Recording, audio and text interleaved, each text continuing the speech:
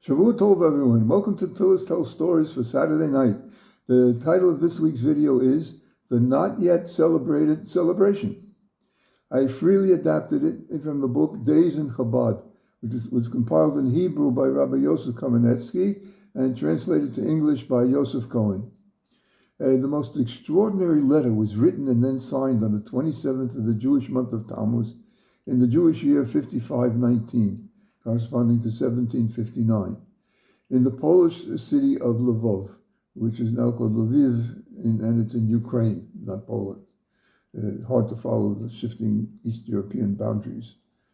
And this letter proclaimed the establishment of a new holiday for the Hasidim, and presumably from them to spread to the entire Jewish people, to be observed starting on Tammuz 26, which is today's date, was the date of Shabbos, which was today, starting on the Tammuz 26th in the following year, and every year thereafter. This celebration of joy and festivity is to be in honor and remembrance of the victory over the false Messiah, Jacob Frank and his followers. Jacob Frank, born in 1726, died in 1791, was a Polish Jewish charismatic leader who claimed to be the reincarnation of the self-proclaimed Messiah Shabbatai Tzvi, 1626 to 1676. The Jewish authorities in Poland excommunicated Frank and his followers due to his heretical doctrines that included deification of himself as part of a trinity and other controversial concepts such as purification and sparks elevation through transgression. In other words, meaning it was necessary and obligatory to sin, which he preached were necessary to hasten a messianic redemption. This letter concludes with two sets of 3 signatures each, all 6 being well-known rabbinic leaders in that generation in Eastern and Central Europe. The middle one in the first set is the signature of the Baal Shem Tov. And then the top one of the second set is that of the Maggid of Mezrich, the successor to the Baal Shem Tov. Perhaps you have suspicions about the authenticity of the letter referred to above. If so, surprise, what we have is a photo of the genuine original letter, which was retrieved from the Kherson repository, which is a whole other story, and the photo of it was published in the inaugural 1935 issue of Hatamim, which was a Chabad journal. Now, what you've been waiting for, the text of the letter. Quote, by the grace of God, we, the undersigned, undertake in our own names and the names of our descendants and all of our followers to make the 26th of Tammuz, starting next year and every succeeding year, a day of joy and festivity by virtue of the genuine miracle and the conspicuous good that God wrought for us on this day. A heinous and implacable adversary, Jacob Frank, may his name be blotted out, rose up against us. Let the name of this impious rot, this friend who inflamed and seduced a multitude of our Jewish brethren, this self-proclaimed Messiah who eventually converted with hundreds of his more naive followers to Catholicism in 1759, 5519 on the Jewish calendar. Now God has confounded his evil designs, brought his machinations to nothing, and him to his just deserts.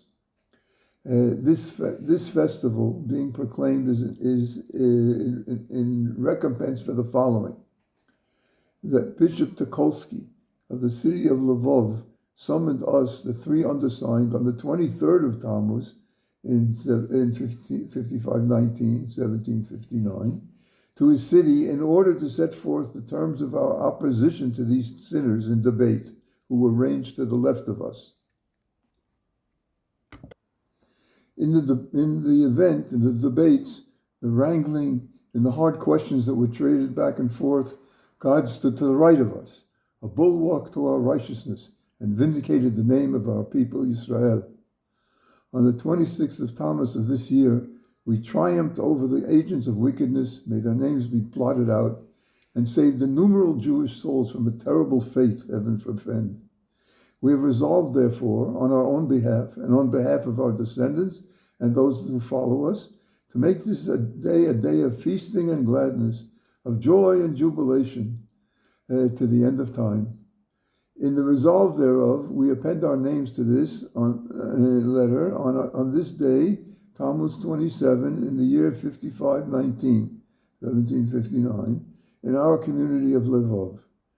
The first, end quote, the first three signatures: Chaim HaKohen Rappaport, Dayan, Chief Rabbinical Judge of Lvov, the city of Lvov.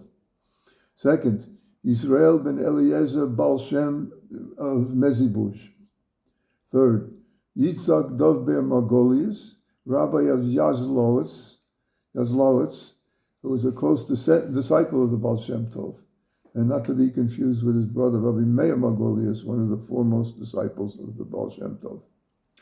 Then, appended at the bottom, quote, at the behest of our master, leader of the Jewish people, the Baal Shem Tov, who already signed above, we hereby append our signatures in our community of Mezibuzh this Sunday of Parshat V'et Hanan in the same year, 5519, 1759. And then the second set of three signatures. First, Dovber ben Avraham, Maggid of Mezrich, Yaakov Yosef, a Kohen of Polnauer, second, and third, Zev Wolfkitz, a leading follower of the Baal Shem Tov. And I think I forgot to mention that the second, Yaakov Yosef Kohen of Polnova, is the author of the very first book of Hasidic thought, that is the teachings of the Baal Shem Tov, called Toldos Yaakov Yosef. Of course, now there's a question that begs to be asked. How is it that if this festival was proclaimed by the Baal Shem Tov himself and his disciples and other important and influential leading rabbis, how can it be that it's so little known? Have you ever heard of it before? Was it ever actually observed and celebrated?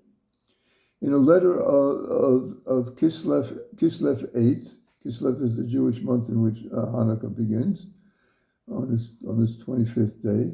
And so in this letter of Kislev 8 in 5720, corresponding to 1959, the 200th year after the signing of the letter, the Lubavitch Rebbe gives the following quite plausible explanation. Quote, I have not heard of a specific explanation for this, that is why it's never been celebrated, but it seems to me that it can be compared to the case of a festival whose form and manner of acceptance is fixed only after the passage of time, such as with the miracle of Hanukkah, the annual celebration of which was only instituted in the year following the miracles of Hanukkah. Since its acceptance, as set out in the letter, was in the summer of 5519, what emerges is that even before the first celebrations of festivals to take place in Tammuz of the following year, 1760, so less than 2 months before the date of the 26th of Tammuz that year, the Baal Shem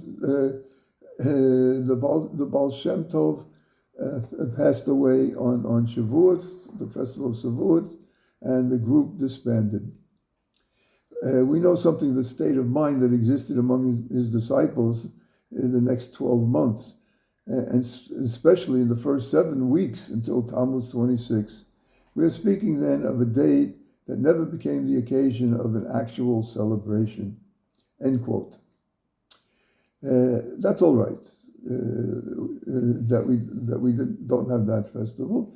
Pretty soon, the 17th of Tammuz, the fast day, and the dawn to night's fast day, and the 9th of Av, around the 24-hour fast, will be transformed into major holidays, together with the arrival of the Redeemer, Mashiach Tzidkenu, King Mashiach, the King Mashiach. Shavua Tov, Mazel Tov, Eliyahu Novi Zechor Tov. Have an excellent week.